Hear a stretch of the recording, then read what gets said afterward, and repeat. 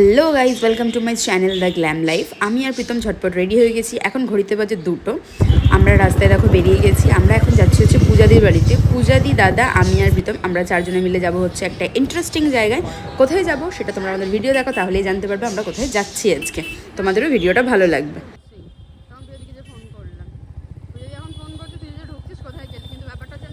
আমরা পূজাদির বাড়ির কাছাকাছি চলে এসেছি। ওই যে দূরে ব্ল্যাক গাড়িটা দেখতে পাচ্ছ, ওর মধ্যে দাদা আমাদের জন্য ওয়েট করছে। আর পূজাদি আছে হচ্ছে রুমে।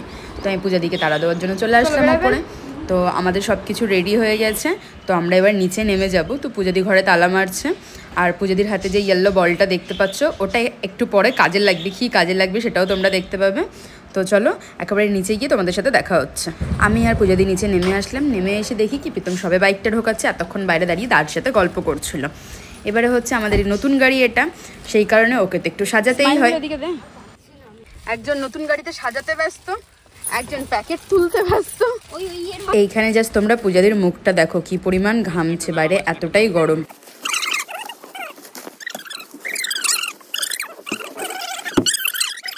আমাদের গাড়ি আনপ্যাক করা হয়ে গেছে আর আমাদের গাড়ি স্টার্টও দিয়ে দিয়েছে। এবার আমরা যাবো হচ্ছে আমাদের গন্তব্যস্থলের উদ্দেশ্যে। চলো তোমরাও আমাদের সাথে।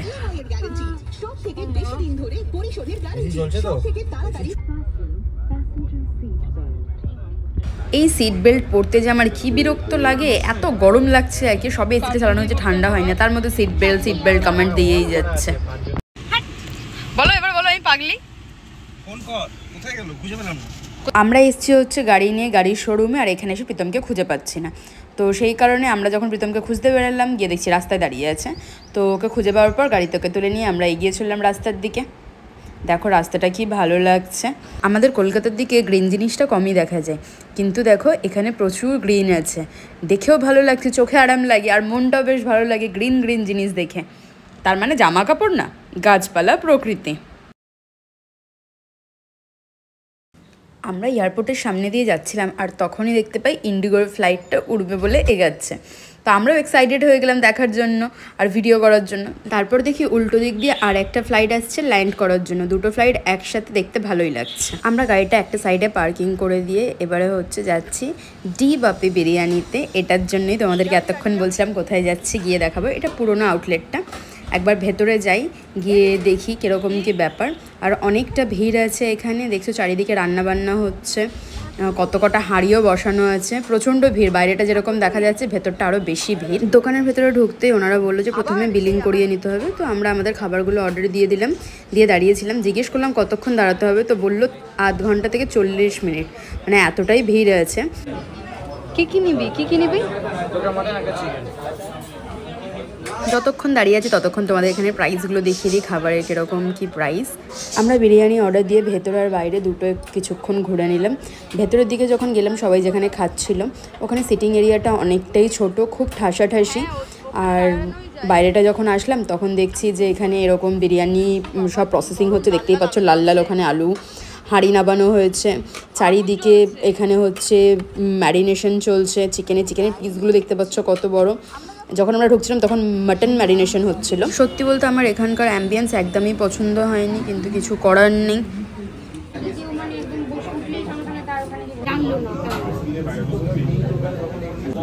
জি বাবা, আমি সাইডেই আছি। আমরা এখন বিল নিয়ে লাইনে দাঁড়িয়ে আছি, অনেক লাইন, অনেক ভিড় এখানে। জানি না কীভাবে কী হবে, কখন খাবো পেয়েছে। আমি বারবার যেহেতু বলছিলাম যে আমার একদম ভালো লাগছে না অ্যাম্বিয়েন্সটা, ওর জন্য সবাই মিলে গিয়ে কথা বললো রিসেপশনের ওখানে। তো ওনারা বললো যে হ্যাঁ নতুন আউটলেট তো আছে, ওখানে আরও ভ্যারাইটিস আছে, তো আপনারা ওখানে যান, ওখানে গেলে আরও নানা রকমের ভ্যারাইটিস পাবেন। তো আমরা ওখানে যাওয়ার জন্য বেরিয়ে গেলাম, যে তাহলে আমরা যেগুলো খাবার অর্ডার করেছি সেগুলো তাহলে আমরা পার্সেল করিয়ে নিই। তো পার্সেল যখন করাতে গেলাম তখন দেখলাম দুটো হাঁড়ি নাবলো বিরিয়ানির, যার মধ্যে কতটা করে পরিমাণে ঘি দেওয়া হচ্ছে তোমরা দেখো নিজের চোখে। আর মাটন আর চিকেন দুটো দু সাইডে রাখা আছে হাঁড়ি। আমরা তো চিকেন বিরিয়ানি মাটন বিরিয়ানি দুটোই অর্ডার করেছিলাম, আর তার সাথে সাইড ডিশ অর্ডার করেছিলাম। তো সেগুলো আমরা একসাথে এখন নিয়ে নেবো।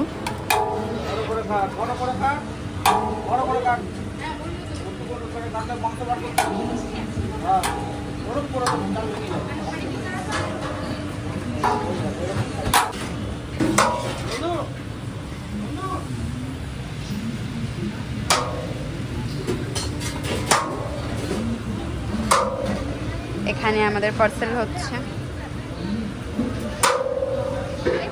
আমাদের সব খাবারগুলো পার্সেল করা হয়ে গেছে। ঠিক বেরোনোর টাইমেই দেখছি এই হাঁড়িটার এখানে যে আগুনটা জ্বলছে, আমাকে পূজাই দেখে বলছে একটু ভিডিও কর, দেখ কত ভালো লাগছে আগুনটা। আর সামনে দেখো কত কটা চাল ভেজানো আছে।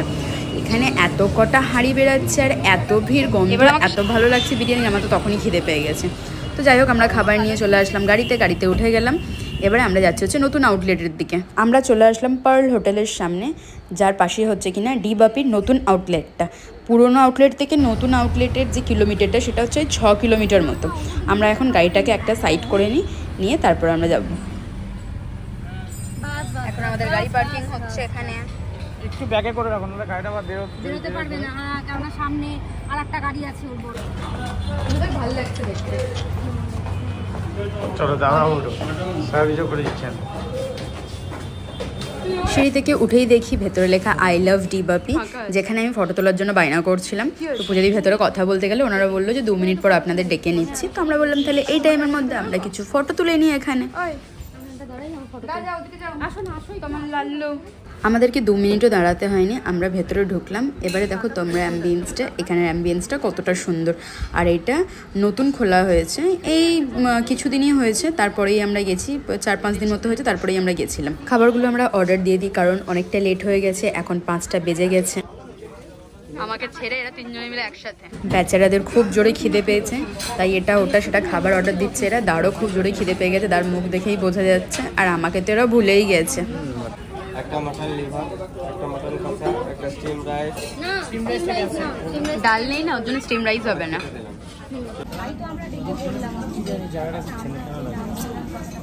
কি অর্ডার করেছিস? অনেক খিদে পেয়েছে। কটা বাজে? আমি তো ইন্টারভিউ নিচ্ছি। আমাদের তো খাবার অর্ডার দেওয়া হয়ে গেছে, কিন্তু কীরকম পিস চাই ওদের মাংসর সেটা ওরা বলেনি। এখানে এই জিনিসটা ভালো, যেরকম পিস বলা হয় ওরা সেরকমই পিস দেয়। তো সেটা বলার জন্য প্রীতম আবার উঠে গেল। কোথায়? কিছুক্ষণ যাওয়ার পর আমাদের টেবিলে আমাদের খাবার দাবার আসা শুরু হয়ে গেল। এবারে হয়তো সবাই শান্তি পাবে একটু। চলে এসছে প্রীতমের আলু বিরিয়ানি, মাটন কষা আসেনি। এটা আমার এই যে দা খেতে শুরু করে দিয়েছে। দার খুব পছন্দের খাবার না বিরিয়ানি? তার মানে এখানে আমাদের 4 জনের ফেভারিট ফুড হচ্ছে বিরিয়ানি। আমরা এখানে যা যা খাবার অর্ডার করেছিলাম সবকটাই চলে এসছে। প্রথমেই এসছে হচ্ছে মশালা সোডা, আর এদিকে ফ্রেশ লাইম সোডা, তারপরে হচ্ছে লিভার ফ্রাই আর মাটন কষা। তার সাথে হচ্ছে এখানে হচ্ছে 8 পিস মতো ড্রামস্টিক ছিল।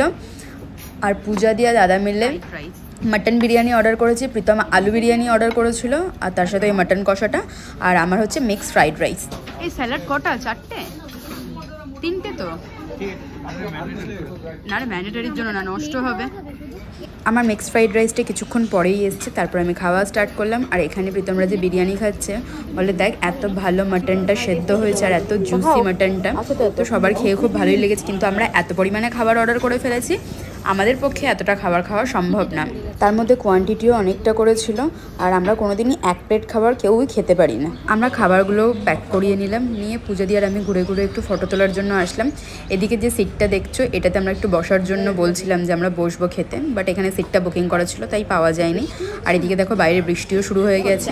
আর এই যে খাবারটা দেখছো, হাড্ডিগুলো সাজিয়েছে এই যে আমাদের আর্টিস্ট। বলে না। খাওয়া দাওয়া কমপ্লিট করে আমরা চলে আসলাম গাড়ির ভেতরে। ওখানকার স্টাফদের বিহেভিয়ার খুবই ভালো ছিল। আর দেখো বৃষ্টি পড়ার জন্য আকাশটা কত সুন্দর লাগছে দেখতে। কিছুটা যাওয়ার পরে গাড়ি একটু কিছু প্রবলেম হচ্ছিল, তার জন্য আমরা দাঁড়িয়ে পড়লাম হচ্ছে দমদমের ওখানটায়। Bonnet open, please check. গাড়ির ভেতরে এত গরম লাগছিল, তাই বাইরে বেরিয়ে চলে আসলাম। যে প্রবলেমটা হচ্ছিলো ঠিক হয়ে গেছে। এবারে ম্যাপ আমাদেরকে এত জ্বালাচ্ছে, গোল গোল করে ঘোরাচ্ছে। কলকাতা স্টেশনের এদিক দিয়ে আর কোনো রাস্তা নেই, আবার ঘোরাচ্ছে। এখান থেকে আমাদেরকে শর্টকাট রাস্তা ছিল। আমরা এবার গুগল বন্ধ করেই রওনা দিলাম। আমরা এখন চলে এসেছি হচ্ছে রুবির মোড়ের কাছে। এখন আমরা ঠিক করলাম যে আমরা আইসক্রিম খাবো, কিন্তু আইসক্রিমটা খাবো কোথায়? পাটুলির ওই সাইডটাতে। তার জন্য আমরা ওই দিকেই যাচ্ছি এখন। আমরা এখন এসেছি বাস্কিন রবিন্সে। সবাই বসে বসে গাড়িতে, ঘুম পেয়ে গেছে সবার। প্রীতম তো ঘুমিয়ে পড়েছে, আমি দিদি আর দাদা এসেছি। এই যে আমার পাশে বাস্কিন রবিন্স, এটা হচ্ছে পাটুলির বাস্কিন রবিন্স। আমরা এখন আইসক্রিম কিনবো, তারপরে আমরা বাড়িতে যাব। ওখান থেকে হয়তো আজকে মেলায় যেতে পারি। আজকে সব জায়গায় ভিড়। আমরা দুজনে দুটো আইসক্রিম নিয়ে নিয়েছি, এক হচ্ছে ব্ল্যাক কারেন্ট আর একটা হচ্ছে মিসিসিপি মার্ড আইসক্রিম, যেটা হচ্ছে পূজাদির জন্য। দিয়ে আমরা চলে গেলাম হচ্ছে নিউ গড়িয়া স্টেশনের পেছন দিকের সাইডটাতে, কারণ হচ্ছে ওখান থেকে পূজাদিদের বাড়ির কাছে। আমরা ওখানটা গাড়িটা কিছুক্ষণ দাঁড় করিয়েছিলাম, দিয়ে ওখানে এই যে পাকামি করছিলাম। তারপর আমরা চলে আসলাম পূজাদির বাড়ির সামনে, যেহেতু আমাদের বাইকটা ওখানে রাখা আছে। আর এখানে পূজাদি হচ্ছে আর প্রীতম দুজনে মিলে খাবার দাবার সব বার করছে, যেগুলো বাড়ির জন্য খাবার আমরা এনেছিলাম সেগুলো। প্রীতম বাইকটা বাইরে বার করে দিয়েছে আর খাবার দাবারগুলো নেওয়া হয়ে গেছে। এবারে হচ্ছে আমরা বাড়ি যাব। বাড়িতে আমরা চলেও এসেছি, এসে দেখো খাবারগুলো সব বার করছি, কত খাবার আনা হয়েছে। কন্টেনারগুলো খুলে তোমাদেরকে দেখাই। লাল কন্টেনারটা খুললাম না, এটার মধ্যে ফ্রাইড রাইস আছে। আর ইয়েলো কন্টেনারটার মধ্যে হচ্ছে চিকেন বিরিয়ানি, আর সাদাটার মধ্যে আছে মাটন বিরিয়ানি। আর কোয়ান্টিটিও অনেকটা করেই দিয়েছে। আজকের ভিডিওটা যদি তোমাদের ভালো লেগে থাকে তাহলে লাইক, কমেন্ট অ্যান্ড সাবস্ক্রাইব করে দিও। এরকমই ভিডিও আমি আরও নিয়ে আসবো। দেখা হবে নেক্সট ভিডিওতে, ততক্ষণের জন্য টাটা।